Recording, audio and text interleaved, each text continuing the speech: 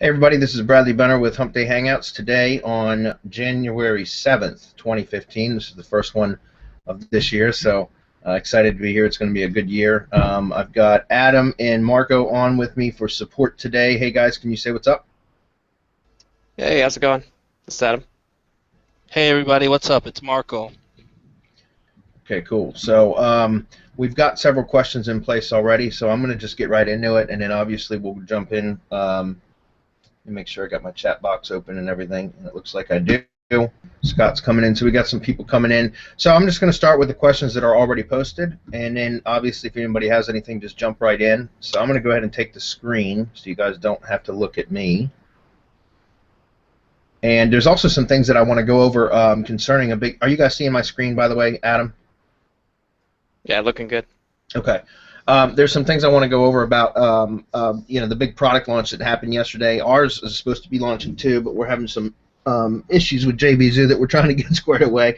So it's kind of probably good because there was a huge launch with the Crowdsearch application yesterday, and I want to talk about that a little bit today, about how effective that can be for what we're doing as well, what we teach, because I've been using it myself. So we're going to talk about that a little bit, and I'm going to show some examples because I've had a lot of questions about it since I did an email yesterday. And one thing I do want to talk about, guys, is that you guys are not going to get a bunch of promotions from us for other stuff. I promise you that. I don't like it when other people do that, and so you won't get any promotions from us unless it's something that we have tested extensively and we can put our stamp of approval on it and actually use it in our own businesses, period. So just rest assured, I promise you won't get a bunch of promotional crap from us. We will recommend products from time to time or services if we're using them, and I just want to make that clear because I know a lot of you are kind of new to us and you got a promotional email from us about Crowdsearch yesterday, but I want to make it real clear that that's only because I have put it through extensive testing, and I will show that today, and that way, I want you guys to realize that that's the reason why I promoted it. So that said, let me get into some of these questions because there was several already. Let me start down at the bottom and work my way up. Okay. Lewis says, thanks. So here's my question. I answered this already in text, but I'm going to answer it again. He asked if he has an exact match keyword domain with a .co extension because the .com was taken. Is that okay? For Lewis, I would say, and I had already answered that, yeah, I don't think that's a problem. I've ranked .us's, I've even ranked .pw's. In fact, I've done a test before. Terry Kyle with SEO Traffic Hacks, great. He's another great place to get SEO information from. He uses what's called, or talks about what's called the random ranking factor. And one of the things that I've tested that he put up as a test, and I've done it to see, is if the random ranking factor is real, and obviously it is. I'm sure anybody who does SEO knows that.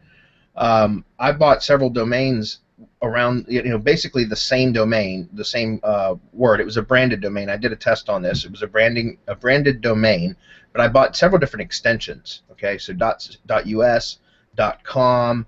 .pw because it was cheap. It was like $2.99 to register it, and put up several different sites all at the same time, all targeting the same keywords, and put them all up at the same time to test them to see which ones would rank better. And believe it or not, the .us outranked everything. I was assuming the .com would have outranked it, would have done better, performed better, but it didn't. And the .us outranked everything. But I've also ranked the .pw. And it was in a very short amount of time. I was testing some different content setups too, so that might have had, that obviously had an influence on it. But it was interesting to see that some of these, everybody always goes with .coms, and that's for branding purposes. It's pretty much industry standard. So if you can get a .com, absolutely you want that. But if you can't, I don't shy away from them. I'll buy pretty much anything if I'm looking for a specific name for a branded domain. And exact match keyword domains, I typically don't do that anymore. Lewis, it depends on what it is that you're doing, but I always suggest shying away from EMDs because it just makes the threshold for tripping a penalty or a filter so much easier. You've got to be much more careful with any kind of on-page optimization that you're doing, and even off-page now when using an EMD. So just keep that in mind. But yeah, .co, I don't see any problem with it. let me keep going. Okay, here are some questions I had emailed to me yesterday. After the crowdsearch.me email, Richard Marshall asked me about, do I have any training on how to properly set up Web 2.0 properties and brand PBNs for your clients? Okay, I think that might have been due to the post that I had made. I'm gonna put some of these links, guys, into the chat area. I wonder why I'm not seeing the Hangout app. There it is.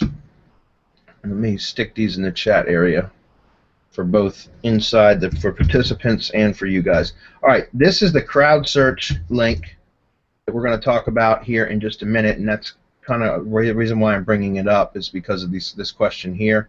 But I also want to talk about the blog post that I've done talking about this, going into more detail. So I'm putting these links in chat, guys. Should have just grabbed all of them. One moment, one more. And I want you to have a little bit of background on this first, okay? So that's why I'm putting these in there. Because I did a 15-minute video yesterday, and I did probably a 10-minute video the day before showing examples of where I've used the Crowdsearch and some of the projects I've used it on, and the effects that it had, the positive effects that it had. So I want you guys to be able to take a look at that and see.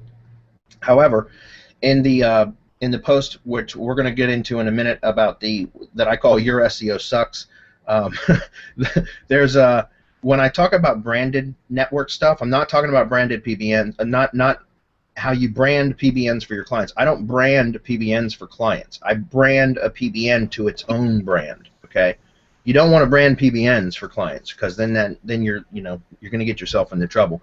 You can brand your Tier 1 Web 2.0 network. Everybody should have that, right? If you've got a client that is let's just say Joe's Plumbing, that's your client. You're going to want to get every Web 2.0 property that you possibly can with Joe's Plumbing as the name, right? And so the reason why you want to do that is you want to protect the brand. It builds authority. It's good for branding. So that's what I'm talking about with branding. As far as branding for clients, it would be a Tier 1 Web 2.0s, and that's it, and social media properties, obviously. But for PBNs, no, when I talk about branding PBNs, I'm talking about giving them a brand name so that they're not just a generic blog. So I try to always come up with something, either make it look like it's a business blog. Now I do. In the past, I haven't done that. But now I try to make the blog either look like it's an actual business blog or a business site, or I try to give it some sort of catchy name, like if it was a blogger, like the persona that owns the blog. Has given it a name. The blog, it's got a name, so it's a brand itself. And the reason I say that is because everything is going to be about branding. It's moving that way now. Big brands are getting better treatment or special treatment from Google, and so the days of having just generic web properties is pretty much gone and going that way. Going away. So I wanted to talk about that and just clear that up. And then Peter Garrity mentioned when you set up your Web 2.0 properties, use your keyword. If I set up my Web 2.0 properties using my keyword and my username, and then I link back to my site, isn't Google going to know that I'm affiliated with the site? Yes. And see, that's why in the IFTTT training, what we do is we set up the networks and all the properties using the persona's name because it's more natural. And I have tested this many, many times. And if I try to name like bloggers and Tumblrs and WordPresses with a keyword as the domain name or the username, then they typically get terminated a lot easier because it's obviously a spam site, right? But when you use the persona's name, so let's just use John Doe as an example, or Jane Smith, right? If you have a janesmith.wordpress.com, and then you have the properties all linked together and it's a strong profile, a strong persona profile, and that's why we do what we do with linking everything together, linking all the social accounts together, using Gravatar to put all of your profile links in there, using Google Plus to tie everything together. It's like the glue that holds everything together, right?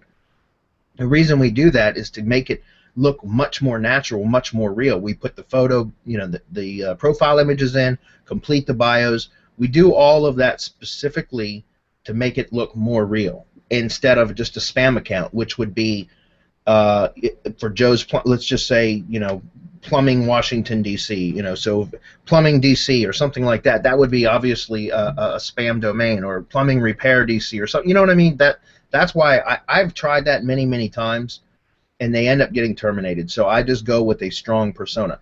And so when Peter Garrity talks about using keywords for those Web 2s, the way that I interpret it and the way that I use them is that I create the username and the blog properties using the persona's name as the username, but then I theme the blogs or those sites with those keywords. So in other words, if you have if you got 4 secondary keywords and you're creating 4 properties, each one of those properties are going to have content on them around that keyword. But that doesn't mean that the property itself has to be named to that keyword, if that makes sense. As far as I'm concerned, the name and the URL makes no difference. It's just a matter of what the theme of the site is. So I hope that makes sense. Let me open this up and check on the questions to see if anything's come up yet. Ken Roberts says, woohoo! All right, let's go back. Let's see. Craig Smith asks, if we embed videos, this is a great question, and I wanted to wait for this. If we embed videos we upload to YouTube on our site, is it more beneficial to use YouTube's own iframe code over a custom video player?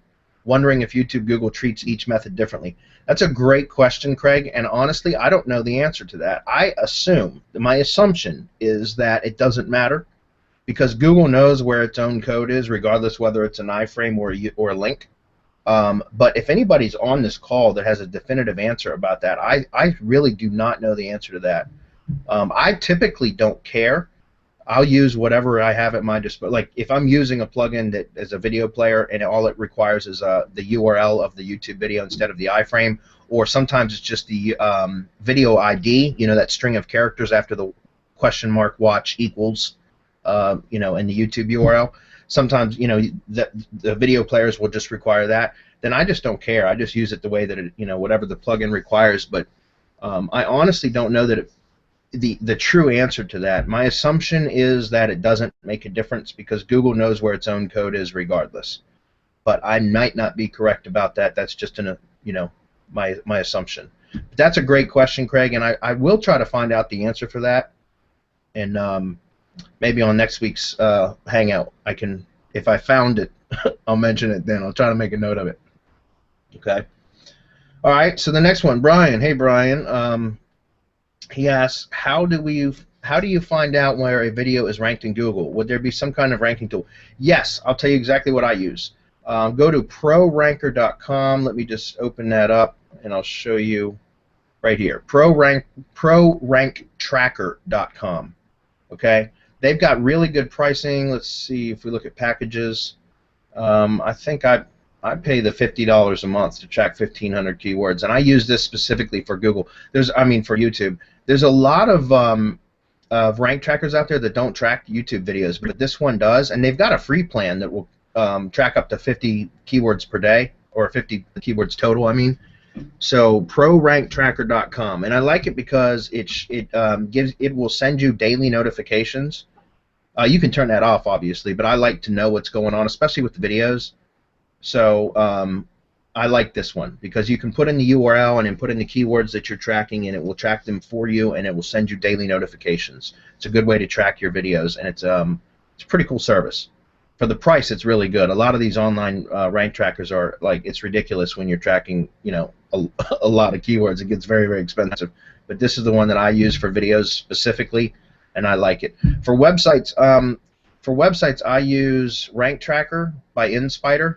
Rank Reporter, I'm sorry. It's InSpider software or whatever, and it's called Rank Reporter, and I use that. It's a desktop application. It requires you need to have a bunch of proxies though if you're tracking a lot of keywords. So just keep that in mind. Okay. In fact, let me put this URL in the chat. Sorry guys, let me grab that. And there's a bunch of questions that popped up. All right, guys, just a minute. Let me put this in there. I'll get to them in just a moment. And I do want to talk about Crowdsearch because that's like the elephant in the room. Everybody's promoting the hell out of that right now. And what's interesting to me is I haven't heard a single, not one promotion out of all the people I've seen promoting this tool Crowdsearch, talk about it the way that I do, guys. And I'm just saying that when I show what I'm going to show here in a minute, I think you guys will be pretty impressed with the alternative way to use it that I think is the safer way to use it for websites. For YouTube's videos, go to town. You know, I started testing it with YouTube videos, so I'll get to that in a minute. Let me answer some of these questions. The one on his screen where he put the links. Apparently, there are 2 ways to follow and ask questions, but I only get this. Oh, that's Sandy. Hey, Sandy, I'm answering questions here. I can also answer them over here if they pop up. Yeah, I think if we can pop the links over on the event page, and then afterwards or during, they can go back, but they'd have to exit out, so maybe you can just put them there. Yeah, and then... I'm sorry. You know what? Let me do that, guys. I'm sorry. Yeah, I just saw that. That's a good idea. And again, Adam, feel free at any time to jump in and say, hey, you know, make it easier by doing this. I don't mind at all. Yeah, actually, I didn't realize. I just assumed that they were popping up over there. Let me grab this Pro Rank Tracker again. Yeah, guys, that's a good point. I'll stick all the links on the event page itself. Okay. The first set of links are the ones that I'm talking about, where I'm going to get to as soon as I answer these questions that are outstanding. Excuse me. I'm going to talk about Crowdsearch, and then I just put the Pro Rank Tracker in there as well. Okay. Okay. How can search be done to find out what the most popular questions are searched for in Google in a specific niche? Great question. Great question. For on Google, well, I'll tell you what. There is this is a tool that I use. Let me change the background so it doesn't. This is a tool that I just started using fairly recently. It's called Power Suggest Pro. It's a keyword tool that uses Google Suggest. Well, it uses more than just that. I've just got this one set right here for Google, but it can search for Yahoo Suggest, which is like autocomplete. Yahoo, or YouTube, Yahoo, Amazon, eBay, and Bing. Okay, typically the only ones I use are Google and YouTube. However, this tool, it's being sold on ClickBank right now. It's called Power Suggest Pro. I think that's probably the URL to purchase it. It's $97, guys, and I don't have an affiliate link for that, but I wish I did. This is actually a really good tool, and I'll show it here in just a moment on how to Power Suggest Pro. Right there it is. Yep, that's it. PowerSuggestPro.com. Here, I'll paste the link on the events page. This is a tool that I've been using recently that I love it. I absolutely love this tool, and the reason why is because it very, very quickly scrapes all of the stuff from Google Suggest, which are the only way something shows up in Google Suggest or autocomplete. And you guys all know what I'm talking about when I say suggest, right? So, like, I'm going to say list building because that's what I had. List building, email. Let's see, let me just show you. Email list building, for example. You see how this pops up here? An email list builder for Word or WordPress, email list building software, like all of that. You see all that? Those are all auto-suggest or auto-complete or Google Suggest terms, right? So what I like about this tool here is you can see I was looking at list building terms here, but let's just use something for an example. We said, trying to think of a good example here. Somebody come up with an example. I'm having a blank moment here. SEO. Let's just say SEO. I'm going to say video SEO. How about that? Video SEO. And I'm going to click search. And I'm just got to check in Google. I should have had to check YouTube as well. But you see what it's doing is it's searching for video SEO, and then it uses A, and then it grabs the 10 that are coming out that pop up as auto-suggest. And you see how quickly it's pulling keywords. You can see that over here, how many it's counting. And I've got it set to where it's only doing one level search. If you do what's called a recursive search, then after it scrapes all these keyword phrases or these questions that come up in Google, then it will go back and do the same thing with each question and then scrape the 10 resulting. So that can take a while to run, doing a recursive search. But now you can see very quickly I have 212 different keyword phrases that came right out of Google Suggest. So like SEO video on YouTube, let's see, video impact on SEO, video explaining SEO. These are all questions that come out very, very quickly that I know that people are searching for because it wouldn't be right here if in the Google Suggest unless people were looking for it, right? That's the only way to get earn your way into these Suggest is to look for people to be searching for it often, which, by the way, is a perfect lead-in back into the Crowdsearch thing which we'll talk about in a little bit. All right, it's 20 after 4 already, so I've got to get to this in a moment because I want to talk about how using Crowdsearch can also get your website or your businesses listed in autosuggest. All right, it's something else that, again, I haven't heard anybody else talking about. So let's see. So anyways, that's one tool, Power Suggest Pro. The other thing is Quora. Like Quora's, if you're familiar with Quora, that's a great place to find questions that people are asking about stuff, industry. Yahoo Answers is another one. Let's see, Quora. Let's see, how do you spell Quora? I can't remember how to spell that. What's that? Q-U. Yeah, sorry, Q-O-U-R-A. Q-U-O-R-A. Yep. All right, I'm going to stick this in the chat too, guys, or on the event page. I'm going to stick all links in the event page, guys, because that way everybody can get it. I just put it on the events page. It's called Quora, and Quora actually is a great place to find out questions about a lot of stuff. Of course, it's not going to cover every single niche, but there's a lot of really good stuff in here, and also the links from Quora are very powerful. If you can get a link back, looks at domain authority of 90, and this is the home page with a page authority of 92. It's a very strong site. So, and you can actually drive really targeted traffic by using Quora if you want to take the time. It's just like oh, there's also one other one. See, omgili.com. Yeah, omgili, which stands for Oh My God, I Love It.com. This is a great place to find out where the searches, discussions, and message boards to see like what. And so I always suggest if you're looking for questions that people have questions for, that you go into places like this. And this is just basically a discussion and message board search engine, omgili. And I'm going to stick this on the chat page too. And that's another place to find out what a lot of questions are people are asking about a specific topic. So you can do like a keyword, a search on here for keywords, and it'll bring back a bunch of discussions and questions and things like that.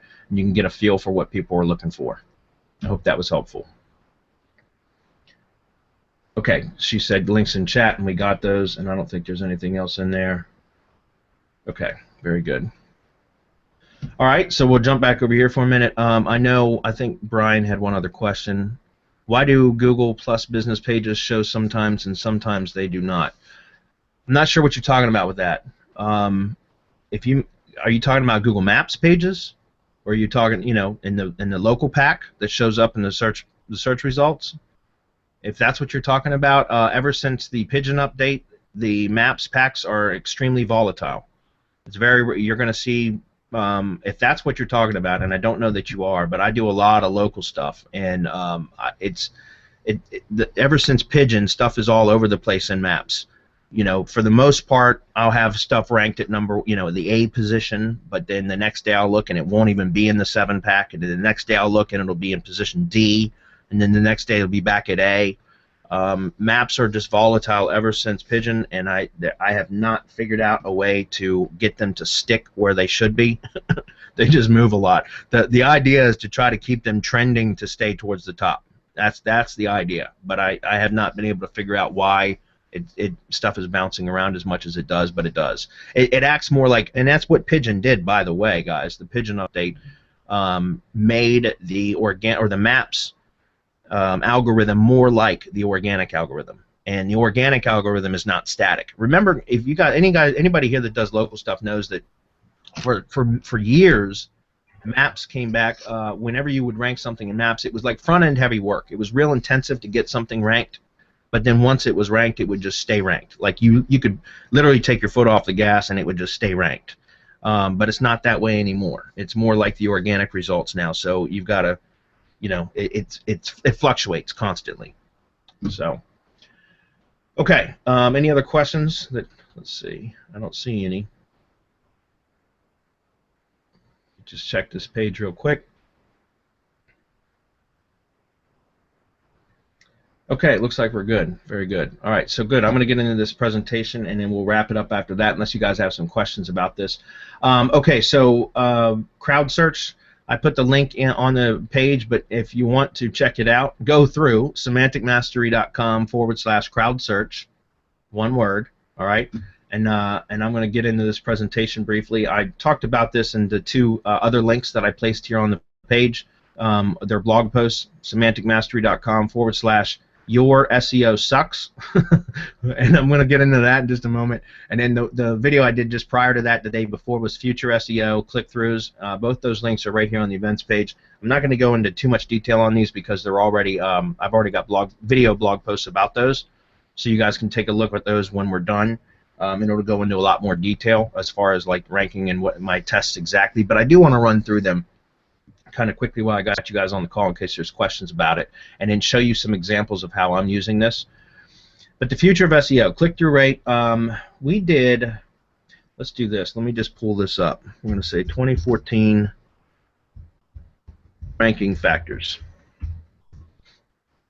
Search metrics, 2014 ranking factors study. Okay, they come out with this once a year, and this is what's important here. I'm going to open this up and expand it, and you guys see this. Okay, you can look this up yourself, searchmetrics.com, or just go to Google and search in the 2014 ranking factors. And every year Searchmetrics comes out with this report. They do this study, and this is the very first year that I've ever seen it, and I've been in SEO for 5 years now, that I've ever seen click-through rate above at the very top is the most important metric. And in fact, not only is it on top now, but it's also significantly more important than any other metric. Do you see that? The difference? How much weight is given to click-through rate? Okay, and now it's it's even above Google Plus's and number of backlinks, and that's very interesting to me. So click-through rate has become a measure of quality, right? And the reason why is because think about backlinks, guys, about how easy it is to gain backlinks, right? So what did Google do a few years ago to start trying to combat spam? I mean, and I'm not talking about the Penguin updates because that's obviously a big part of it to combat spam. But they started to give, what do you see as the second most, or not the second most because this says relevant terms now, which is interesting, but starting with the third most, what do you see as the most important metric? You see that? Social signals, okay? Google Plus ones are above a number of backlinks, and then Facebook shares, Facebook comments, Pinterest, Facebook likes, tweets, all of those are all really, really high. And that's so Google started to incorporate social signals into their algorithm along with backlinks in order to combat spam, because it's easy to game spam, but it's difficult to game social signals, right? And I don't mean going out and buying a bunch of crap, junk spam plus ones or spam Facebook likes, because you're not fooling anybody when you do that. If they're accounts that don't have any friends or any circle, people in their circles or any followers on Twitters or they're junk accounts, those are useless social signals, and trust me, I've tested it. That's another reason why in our IFTTT training we build the personas and the profiles the way that we do, okay? And something else that I like to do is add, like I'll go to Fiverr and we'll buy some followers and stuff like that to the personas accounts just to get them jump started when we first set up the accounts. But my point is that we try to wrap everything up tight to where it has a network of its own sites, all reinforcing a particular persona, right? A profile, an identity. So you can see that Google started to incorporate social signals to combat spam. However, this can still be gamed too. It's more difficult, but we as SEOs, what do? We try to figure out how to game it. We take advantage of loopholes, and that's what we do. So what's another way to combat spam? Well, click-through rate. And click-through rate and dwell time, right? Because if somebody just getting a click from is a sign from the search results. Getting a click from the search results is a sign of authority. It's a sign of, hey, this is a desired site. If somebody did a search and they clicked on this link and then they stay on that page, especially if they take another action on that page, which would be to click a play button on a video, right? Or it could be an audio, like a SoundCloud player or something, that counts as an action. Or clicking on an internal link to another page, that counts as an action. But unless you guys are using the event tracking script in Google Analytics, which is kind of a little bit of a hack, it's a complete white hat hack, but unless you guys know how to do that with a website, did you know that when somebody lands on your page on a website, if they don't take any other action, even if they stay on that web page for 5 minutes, if they click the back button, it counts as a bounce. And a high bounce rate is a negative ranking factor. It's a negative signal. Okay, so that's why you want to have something that grabs somebody's attention and forces them to take an action when they land on whatever landing page it is that they land on, right?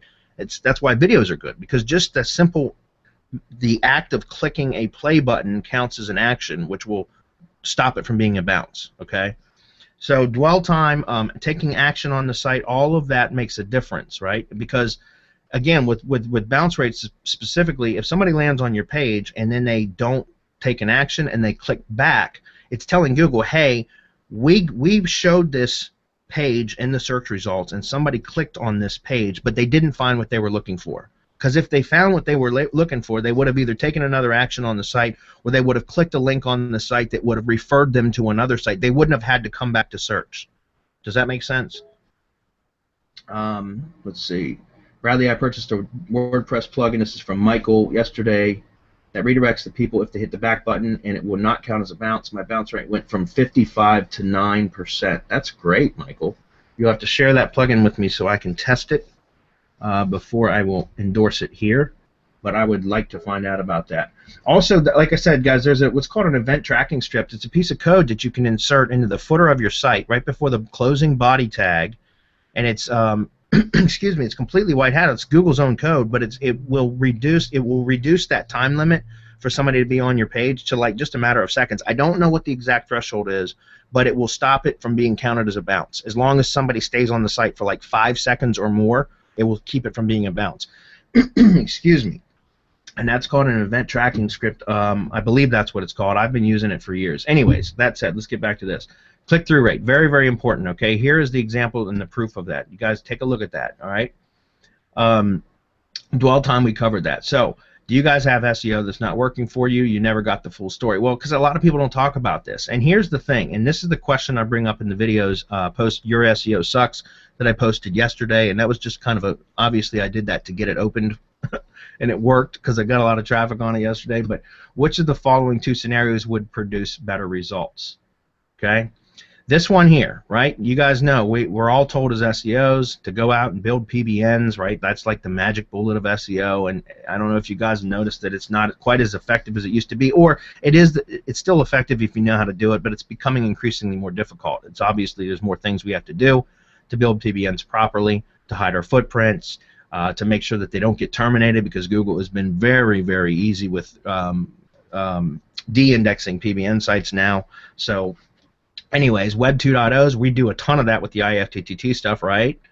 Press releases, I do a lot of press release stuff. I think press releases are great. They do create a surge of traffic when they're first released, provided that you have a good headline and a good hook to draw attention. You know, a spammy, shitty, pardon my French, a bad press release, crappy press release is not going to draw a lot of traffic or a lot of clicks. But if you have a decent press release, it will create a surge of traffic. But what happens with press releases after a few days? They drop out of the search results, or at least drop significantly, right? Unless you have traffic signals. All right. So when I say chirp, chirp, chirp, that was a joke. If I had an audio file of crickets chirping right now, I'd play it, and I should have had that prepared. It would have been funny. But I don't have that. But the point is you go out and buy PBN sites, expired domains, you set up, you do any kind of link building activity, period, and most of the time, most of those links aren't getting traffic, are they? Right? If you do a good guest blog post on a high traffic blog, you're going to get traffic from that link. That's a valuable link. I don't care what any people, you know, some people say that Matt Cutts tried to say that guest blogging is dead. No, it's not. It's not, especially if you're doing it like in a white hat legit way, you know, that sort of thing.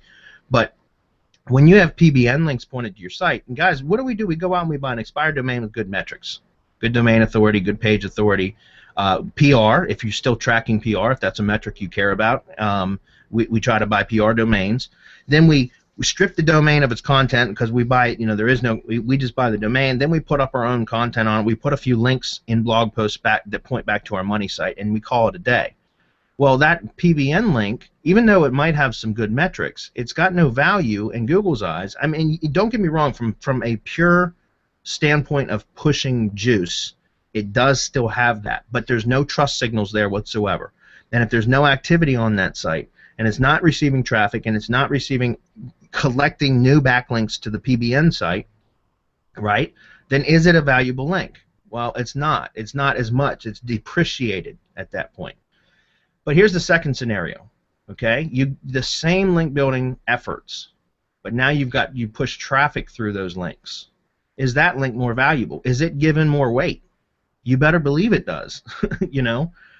So for example, PBN sites. If you have a PBN site that we just talked about, and you've got a couple links on that site pointing back to your money site, and now you've got traffic coming into that PBN, and there's people that are finding that link and they're clicking through to your site. That's trust signals, right? If you guys use Majestic SEO, you know that trust flow and citation flow are metrics of Majestic, but they're important metrics, and they're becoming more and more important. Trust flow is a huge metric. Okay, that's where relevancy comes in, and that's why we talk about building networks that are themed, right? And social activity. Social activity improves trust flow. All right. So, for example, when you build and here's a perfect example of this. When you build, if you use spam links to a property, and you check the link profile in Majestic SEO, you're going to see the two metrics: trust flow, citation flow. You'll see a high citation flow number and a low trust flow number. That's because they're spam links, right?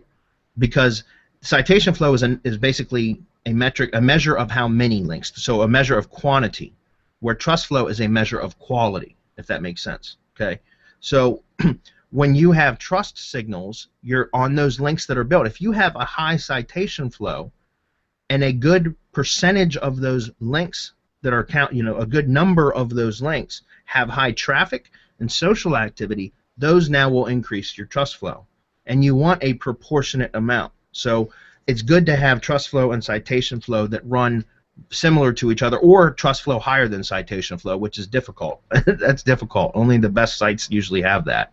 All right, but it's an important metric, and trust signals are generated through social activity and traffic engagement. Okay, engagement rank, right? So my point is that using the search, the Crowdsearch.me is a great application, and I'm going to show here some examples of this here, and then I'm going to run into how I'm using this, and then take a couple questions, and we're going to wrap it up, guys, for this week. But the way that everybody is promoting, including the developer, is the direct search and click traffic. Okay, and I'm going to show you the dashboard of Crowdsearch here in a minute as well, because I'm going to show you how to set up campaigns this way. All right, but direct search and click traffic is great. In fact, when I started using this, and I'm going to show this to you here, I got in on a pre-launch in November, the first week of November. I believe it was even like, I don't know, October 30th or something like that when I purchased it. And I immediately started with YouTube videos because, guys, I always try everything first before I hit money sites, websites, self-hosted websites. I always try new methods on YouTube videos or Web 2.0s, but mostly YouTube videos. And the reason why is because I want to see what kind of an effect it has before I start pointing any of it towards my self-hosted sites, right? Whether they're client sites or my own. And typically I don't try anything on client sites until I've tested it on my own sites first, right? My own test sites or my own lead gen sites, okay? But you can see this is a YouTube video that I had done, and I had started this campaign right around November 3rd with the Crowdsearch. I ran this video through my syndication networks when I uploaded it, or when I streamed it, because I do YouTube live events, so I stream the videos live. That's how I do it.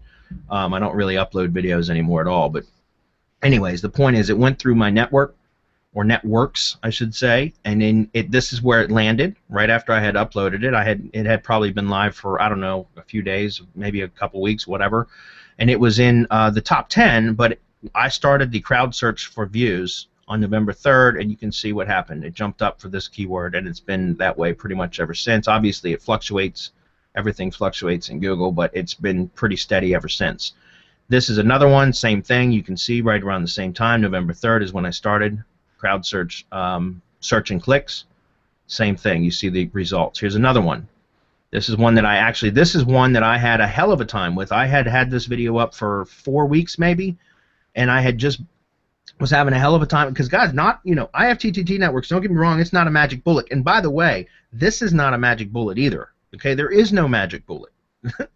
I hope I didn't just crush anybody's dreams right now, because there is no magic bullet. Okay, there are things that work very, very well consistently, but nothing works 100% of the time, and this won't either.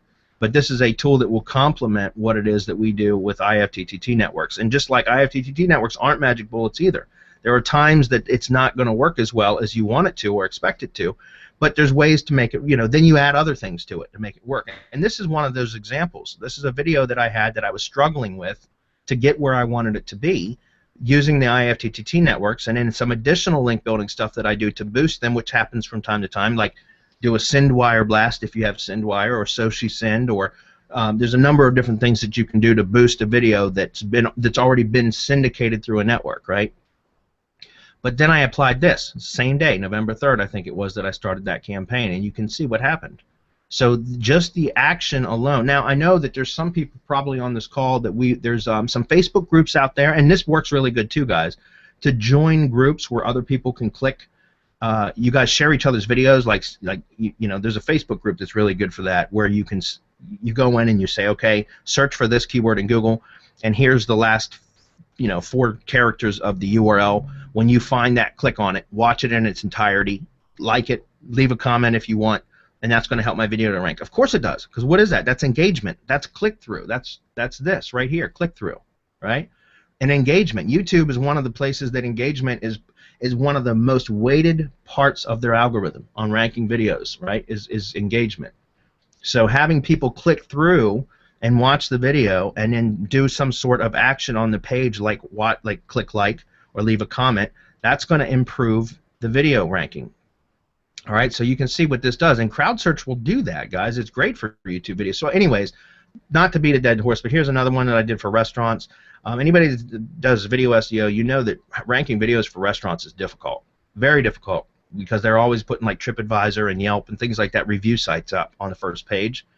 And this is one that I did that you can see where it was, and then I got it to rank, with Crowdsearch, and it's been on page 1 all the way through December too. It's there now still, okay? And I just showed the longevity, because typically even if you do get a video to rank for a restaurant, it's short-lived before it's pushed to page 2. And this one's, because of the views and the clicks that I'm getting on it, it's stuck. That said, again, when I was talking about the YouTube stuff, guys, I was spending a lot of time in those groups getting people to watch and like my videos and my client videos and things like that to get them to rank. And since then, I know some of you probably on this call have probably wondered why I've gone quiet in those groups, and this is why. I got Crowdsearch working for me. It doesn't require my time being in those groups, manually watching videos, and stuff like that. So that's why I've dropped out of those groups. I mean, I'm just quiet because Crowdsearch is doing it for me, all right? And also, I would suggest, and we'll talk about this in a minute when I show the, damn, it's 4:43 already. I got to wrap this up, guys. All right, let's run through this. This is a site, a client site of mine, actually, that I had applied this to around November 8th. About a week later, after I had seen the results with the videos, and I started to see significant results, I decided to try it on a couple sites. And this one happened to be a client site of mine. And you can see what happened. It took about 3 weeks. Now, guys, I'm really conservative with my settings on these, and I'm going to show you the dashboard in a minute. But the reason why I'm really conservative is because if you have a keyword, and I'm going to talk about how to best use this, in my opinion, all right? Because I feel like there's a lot of people that are going to get themselves into trouble using this tool, the Crowdsearch tool, because they're going to use it incorrectly. Just like a spam tool. If you don't know how to use GSA properly, you're going to get your site penalized, period. And I think that you can get your site penalized if you spam click your site too improperly. If you do it properly, it can be effective. Hey, Brad. Yes. I'm going to cut you off for a second because there's a question. Sure. And someone just wants to know the name of the Facebook groups. Here, I'll pull it up. Hope I don't get in trouble for having a bunch of people go join it all at once. No, I don't think it'll matter. The more people, the merrier. Let me find the group real quick, and I'll send it to you. I have a Google Plus community that we can do that in as well. It's a private community, invite only. That way, the activity is not seen by the public. Let's see, right here, this one. I'm gonna stick this on the chat page, guys, or the event page. Right here. Called YouTube, Google, keyword search, whatever. There's 113 members in here, okay? And it's a good group. It's a really good group. So there you go. All right, so enough of my soapbox. But when it comes to using this tool, like I said, you guys want to be very careful, because if your keyword is only getting, let's say, especially if you're doing local stuff, and your keyword gets maybe 50 searches per month on average, that's the average search volume, right?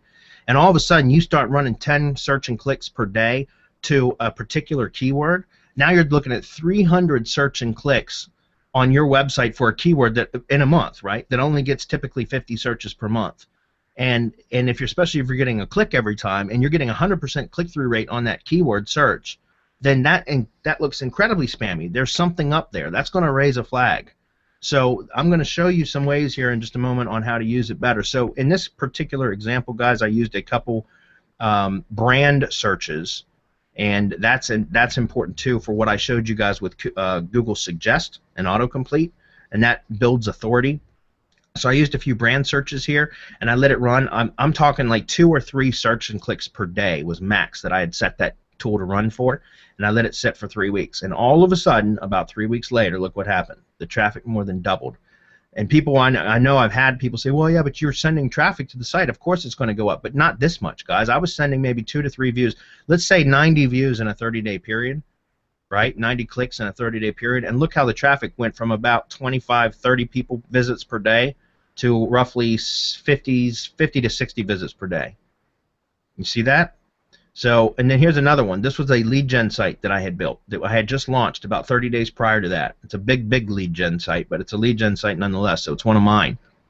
And you can see when I applied it, same exact time frame as that one, right? You see that? It's about a few days difference. Look what happened. Boom, traffic went way up. All right, so it took a few weeks for it to actually, the results to kick in from it. Here's another one. This is the same site here. This is just the Google Webmaster Tools showing the search, the impressions, right? You see this? I started it right here. Look what happened. I'm talking maybe 4 or 5 searches per day with this site, okay? Because it's a much bigger site. I've got, I mean, this is probably the biggest site I've ever built. And look at this. Look how the keyword impressions have exponentially grown since then. And I haven't changed the amount of search clicks, the search and clicks that I'm doing. So this is all natural organic growth. I just use this to kickstart it. You see that? So that's where I'm talking about how this is important. So enough about that. Let me show you the dashboard of the tool. Guys, if you're interested in it, like I said, go to semanticmastery.com/crowdsearch, and you'll see you can get the offer. They were having like a bunch of bonus credits yesterday if you purchased. I think they've been reduced by 50% today, and they're going to be reduced another 50% tomorrow. So get in and get them now while you can. It's a valuable tool to use in addition to what we're doing already if you use it right, and that's what we're going to walk through now, how to use it in my opinion properly. So because they don't show this anywhere, all right? But anyways, this is the dashboard. As you can see, I've got 142 campaigns running, so I put this through the test extensively, guys, for 2 months. I've been using this over 2 months now. I've got a ton of campaigns set up, and I'm going to set a campaign up for you guys right now. And I want to give you an example, going back to based on this image right here. How do we do this? Because that was one of the questions that was asked. Well, how do we drive traffic through our other properties, through our links to our money site? Okay? Because this is the way it's being promoted right here. Direct search and click traffic. This is the way I suggest doing it to money sites. If this was a YouTube video, guys, go to town with this. Just don't go crazy. Again, if you've got a local video, I wouldn't be doing 15 or 20 clicks per day. It doesn't make sense. Do 2 or 3 or 4 clicks per day. Period. That's it. Because nobody watches a plumber's video 800 times in a month. Nobody does, unless you live in like Dallas or something like that, we're really big metropolis, metropolitan area. All right. So if you live in most local areas, local videos are only going to get a couple dozen views per month. Period. That's what can be expected. So you want to make sure you set it that way, and you can do this. That's fine with YouTube videos. With money sites, however, I would suggest running them through. What's it going to do? It's going to boost the power of your PBN links. It's going to get your press releases to stick longer. It's going to make your Web 2.0s have traffic and activity on them. It's going to build trust signals from these links, which makes each one of these links more powerful. And it's going to boost your site ultimately. You're still going to get traffic. It's just going to be referral traffic instead of direct traffic, right? And if you are going to do direct search and click, I'm going to show you how to do that. So I'm going to give you the example here, all right? So I want to show you. I'm going to use Semantic Mastery as an example. Actually, let me start with this is an old PBN site of mine that I use specifically for video syndication now, so I don't mind showing it to you guys. Typically, I'm not going to show you something that to me that has a lot of value because I can't show that publicly, but in this case, I wanted to show you guys an example. Oh, here's a PBN blog of mine. It's on. This is the domain, and I've given it a brand. Right? It's Christian Joy Construction Blog. All right. So that's the brand. That's what I was talking about. Branding a PBN. It's not branded to a client. It just is a brand for the. It's a brand name for the blog itself. Christian Joy Construction. So if I pull this up, use this term, then you see what happens is my Web 2s that are part of my IFTTT networks. Here they are, on page 1. Right. So the next thing is, if I wanted to have it click through the Tumblr link, which is right here, right? You can see the Tumblr link is number 4. So let's click through that and just open that up. All right, so this is one of the Web 2s for my PBN. I'm going to treat this PBN as a money site, guys, so just to give you a point of reference, I'm going to use this PBN in this example as my money site, okay, because I'm not going to show you actually any one of my money sites. So just pretend like my PBN is a money site, and we're going to drive traffic to it through a Web 2. Okay? But the reason why I mentioned branding your PBN is because then when you do a Google search for the PBN brand name, it's going to show up on page 1. So it's going to make it easy for the application to find it and click through it. All right? If you have a generic PBN, how is anybody going to find it? What term are you going to search for them to find it? Does that make sense? That's why you give it a brand name, so that it makes it come up easy in search when you search for that brand term. All right. Excuse me. Let me find my way back to where I was. Okay. So the Christian Joy Tumblr blog. You can see this is specifically a video syndication site now, right? You see that?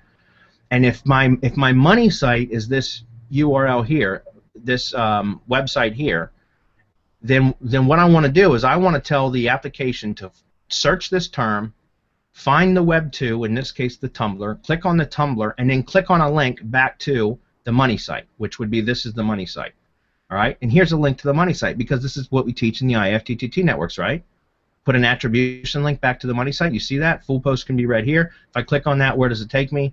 It takes me to the money site. All right, so I'm going to set up a campaign for you right now, and I'm going to stop clicking on that. All right, so here we are inside the dashboard of crowdsearch.me. I'm going to click Add New Campaign. Can you guys see this pop up right here? Yep. Hello? Yeah? Yep. Okay. Yeah, we're good. All right. So Christian Joy Construction is the keyword or the campaign name that I'm going to give it, as long with the keyword. All right, the URL, let me paste that in. Let me grab the URL, because the URL that I want to search for here is this, one of these, right? This is what I'm looking for right here. One of these links is what I'm going to click through on the first step. Okay, so let me grab the Tumblr link. That's this. I'm going to paste the URL in here, and I can tell it that I want it to be the exact match. This is by the way, if you're setting up a YouTube campaign, you need to check this exact, which means that they're only the crowdsource workers, which are basically microtask workers, are only supposed to click on the link that exactly matches that URL, and otherwise they'll click on anything. Like for example, if you don't specify a specific URL, then they'll look at the root domain and they'll just click on anything that shows up on page 1 with that. And that can be useful for brand searches, what's called navigational searches, and we're going to get into that in a minute, and we're going to end up going late. Hope you guys, Marco and Adam, don't mind staying on for a few extra minutes. I think this is important. Sounds good to me. Good. All right, so I'm going to go ahead and click Next Step. It's going to take a few seconds for it to do whatever it does in the background. And you'll see that anytime that it comes back with, okay, there's no keyword search volume, it's going to say 25. At least that's what I found. If you're going after more like national terms, like affiliate terms and things like that, you'll see that it will show the search volume. Okay, all the stuff I do, guys, is local, and so most of the time I'll see this. And then I'm not going to get into full tutorial on this. I'm just going to tell you how I set it up, because you guys, if you purchase it, you can play with it. All right. So, anyways, that said, you can see right here where it says internal browsing is turned on, and by default, random browsing is turned on. Well, what that means is that when they send their microtask workers to Google to search for this term right here in the keyword slot, then when they find this link, whether it's on page 1 or page 5, it doesn't matter. They'll go. I've seen them go I think all the way to page 10. To find a link. When they click on this, if you have the random browsing set to on, then they're just going to click on any internal link, right? We talked about this at the beginning of this presentation. because we want to reduce bounce rate.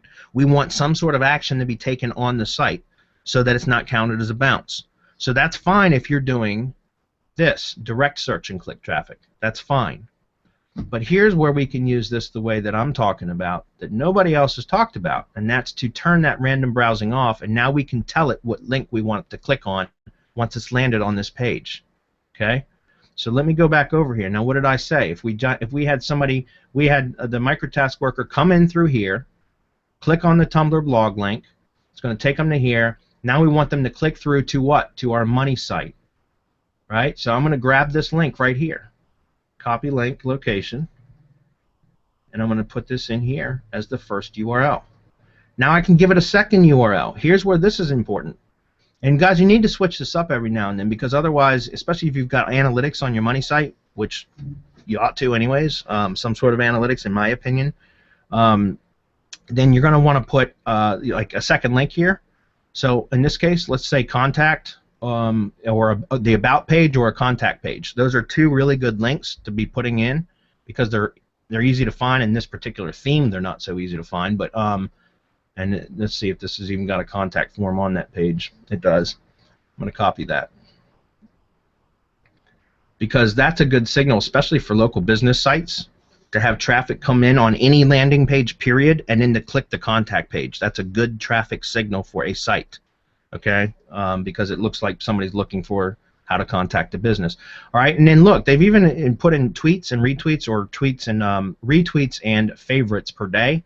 These will burn up your credits very quickly, though, so keep that in mind. And typically for local business stuff, I'm going to turn the favorites all the way down to 0, and I'll turn the retweets to maybe 1 or nothing at all.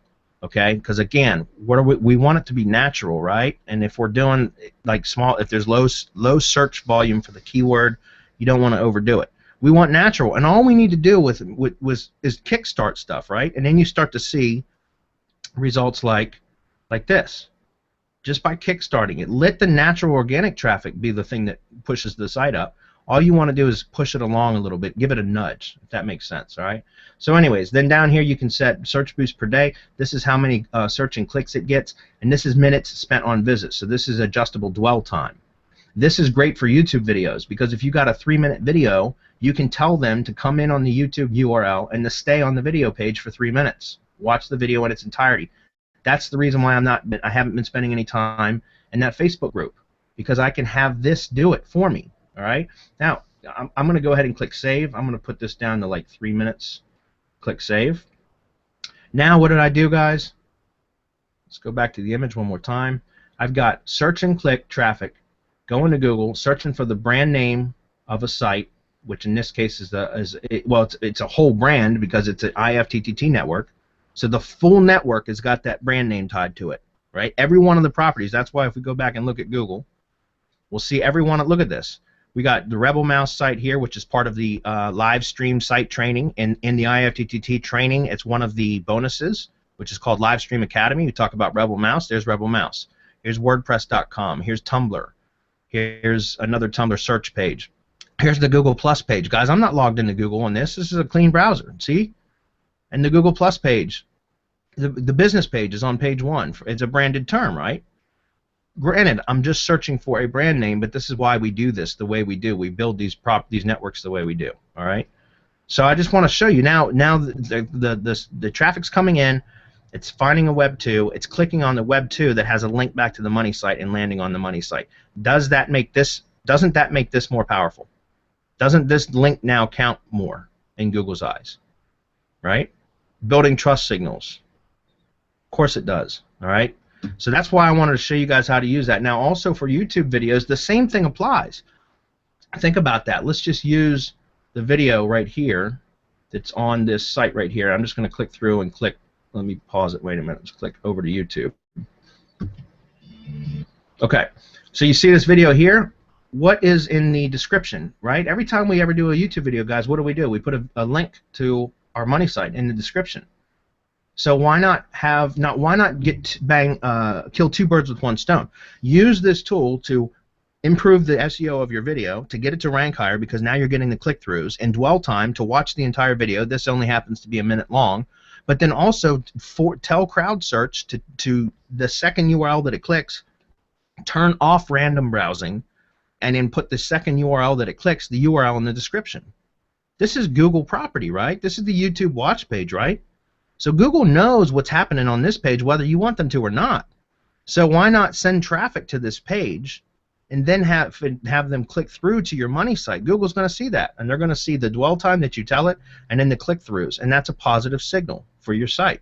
So not only do you get the video SEO benefit, but you get the SEO benefit for your site. Okay? Very powerful. All right. Now, the last thing I want to talk about concerning that, and you know what? Let me go through just one more example very quickly, because that was a local example. Let me show you another one. If we were to just do a search on semantic mastery. Hey, Bradley, can you hold off a second? Because Austin just asked a question. He wants to know what the difference is between Crowdsearch and micro workers. Nothing. As far as I can tell, except this just is a hell of a lot easier. The microtask workers, I've done that in the past, Austin, where I would actually hire people on, like, was it Mechanical Turk is one of them. Another one is Short Task is another microtask worker site, shorttask.com. Microtask Workers, I think, is another site, and I've done that where I've ordered gigs and I've paid people, you know, 15 cents or 12 cents or whatever to click. But this does it automatically. You set up a campaign, and the software is basically has wherever the microtask workers are, they're accessing the back end and they get tasks. So it just manages it all for you. All right, it takes the manual part out of it, if that makes sense, and it's cheaper. I don't know how it's so much cheaper as far as, like, I don't know how he got it to be so much cheaper, but when I was paying for them manually, I would pay for, you know, 12 cents, 15-cent clicks. Now I'm paying, you know, credits, and it's on a credit-based system, so it's a lot cheaper. Did that answer the question?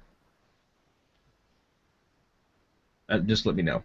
Semantic mastery, here's another one. Guys, like, this is a video that we get a ton of traffic on, by the way, about oh, this wasn't even the one. The website silo architecture was. Look at that. The domain authority one shows up. Anyway, semantic mastery, this is another good one. For example, the YouTube, the example that I just gave you. Like, I could set up Crowdsource if I wanted to search our brand name, click through to the YouTube video, which would give us views. This one isn't the one I was talking about. It's the silo architecture video that we get a lot of traffic on. But then we could have it click through to our site by clicking here, right? And that's going to give us a click-through from a Google property. So think about blogger properties. Okay, think about the Google Plus. Let's go back to this page for a minute. What about the Google Plus page, guys? These are all Google properties. Isn't it a good idea to try to send traffic signals through Google properties? Because they know what's going on, right? So there you go. All right. Last thing I want to talk about with this is brand searches and navigational searches. This is a big deal, okay? Navigational searches is basically using the business's name or the website's name, right? A website can be a brand, and a business is a brand, right? So using brand terms as the search terms, what does that do? That reinforces the authority of that site, okay? So instead of how they're showing this and promoting this tool to be used for keywords, which I think is fine for YouTube videos, but I think for websites that you should be a lot more careful, because otherwise all you're doing is click spamming your site, okay? And don't get me wrong, it may work, but for how long? And at what point is there going to be something that's going to tank your site, okay? So if you're more careful about it and you're doing it properly, if you're going to use keyword search, direct search and click, just be careful. Be very, very conservative with your numbers. Very conservative. Err on the side of caution, okay? If you're going to do that, and switch it up. Don't leave a campaign running forever. Switch it up. You know, run a campaign for 2 weeks, then turn that campaign off, and you can do that right here. All you got to do is press the button, turn it off. See that? Okay. So once you've done that, then you know, you can set up all of your campaigns all at once and just turn one on and let it run for 5 or 10 days, and then turn it off and turn on the one right underneath of it, and then turn the one on right underneath of it, and just cycle through them, and then back up to the original one. Okay. But this right here is what's called navigational searches. Navigational searches is part of the Google patent. It's part of their algorithm.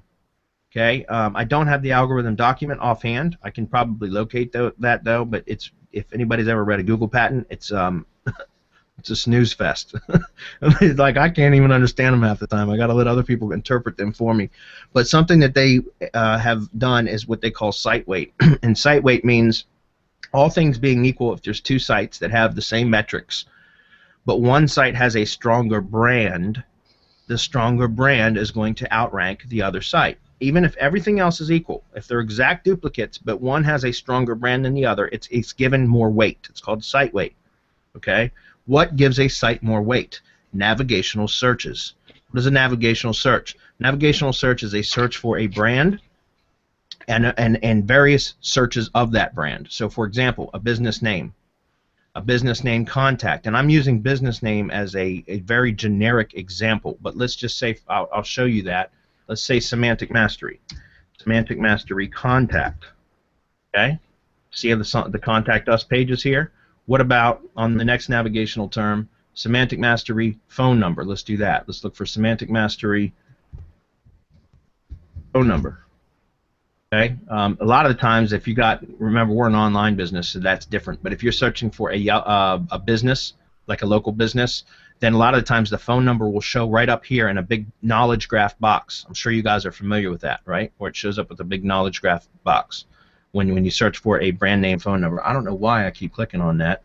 Another one, business name address. Okay, business name website, business name company. These are all. I'm going to paste this in this. Let me do that now. But these are great for local business navigational searches, and also for any kind of brand terms. And I see Sandra's question, and I will answer that in just a minute. And we are way over, guys. This is like a full-on webinar. So I'm going to wrap this up in a minute because this is way over. But business name, location, then start doing domain searches, right? Like the businessdomain.com. So in the case that I'm talking about here, if it would be like semanticmastery.com, right? Mastery.com. These are all variations of navigational searches. Semanticmastery.com, right there. Okay, I just look. Your SEO sucks. That rank number. That's funny. That's wow. That's pretty funny. Okay, so doing searches on the domain name, domain plus contact, domain plus contact page, domain plus phone number, domain plus address, right? If you've got a local business, here we go, business name, service company, and service in brackets because that's interchangeable. So, like, let's say it's a plumber. You could say, you know, if the plumber is, I don't know, let's call the plumber's business name Bubbles. I don't know why I said that, but let's just say Bubbles Plumbing Company. That's what I mean by that. Plumbing would be the service. Okay? Businessdomain.com service. So that would be like semanticmastery.com SEO, right? Or semantic, our physical location is in Gainesville, Virginia. So let's say Semantic Mastery Gainesville, VA, right? Semantic Mastery Gainesville, VA location. You guys getting this? Okay, I think you understand, but these are all variations of navigational searches because what happens in SEO, what have we talked about the last several weeks? If you do anything in excess in SEO, it ends up becoming less effective or what? Hurts you. So don't get stuck on doing any one particular type of any search and let it sit for too long. You got to switch them up. So go ahead and build the campaigns out ahead of time and just turn them off and just cycle through them. Set a calendar reminder on Google Calendar. Every 5 days, a recurring reminder to go in and turn off the one that's been running and turn on the next one. Right? Keep your numbers low on this, guys. Unless you've got keywords phrases that get tons of searches, keep your numbers low because otherwise it could end up hurting you down the road. Maybe not right now, but down the road it most likely will. Okay? I don't understand what Crowdsearch actually does. Is it a team of people actually clicking on links? Yes, Sandra, you've got it. They're microtask workers. They're mainly in the U.S. and Canada and some in the U.K., and I've verified that with Analytics, looking at the traffic that's been driven to the site through Analytics. But I think there's some in some other locations as well. But that's why I say use referral traffic instead. In my opinion, it's safer. Plus, it's going to boost the effectiveness of these anyways, make them more valuable. Okay? All right, let me check the Q&A box, and then we're wrapping up because we are way over. Let's see. Recap. You recommend Crowdsearch, drive traffic to Web2s, then click. This is BJ. Hi, BJ. He's been coming every week for many, many weeks. So, drive traffic to Web2s, then click through to Money Site and direct searches to YouTube vids are okay. Yes. Power Suggest Pro is a good tool, and you have yet to use the Zero Bounce plugin found in Crowdsource Dashboard. Oh, is that it? Yeah, I've seen that over here. I just actually haven't downloaded it because I don't. The reason why is because I just manually add the event tracking script code that Google gives you in the footer of every site that I use, that I set up, every money site. I don't typically use analytics for anything other than money sites. But so I typically don't. There are other plugins that bounce rate is the name of the plugin is bounce rate. That's another plugin. By the way, but anybody that wants the Google event tracking script, just download the bounce rate plugin. That's what it's called. Go to the plugin repository, the dashboard on your site, search for new plugin, type in bounce rate, and download that plugin and install it, and it will show you the Google event tracking script. That's all it does. It just adds it to the footer of your site. I do it manually because I try to use as little plugins as possible on sites. So anytime I can add code manually instead of using a plugin, then I typically do. But anyways, to answer your question, no, I have not used that because I typically do it manually.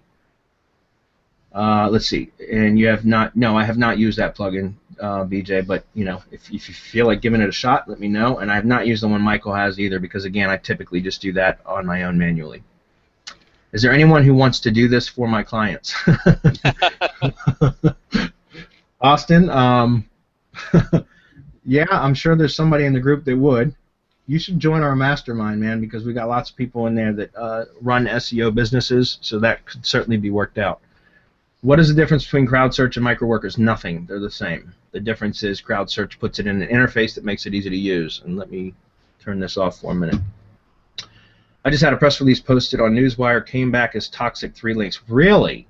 So you're using the Camper tools with the link detox and all that, and it came back as toxic 3 links. Wow. Okay. Well, I use Newswire. I haven't had any problems with it. So I mean, I don't use Camper tools because I typically don't worry about that. But that's interesting. What is the name of the Facebook group? I showed that. Thanks. I never can find links after the event is over. Everything is on the page now, guys.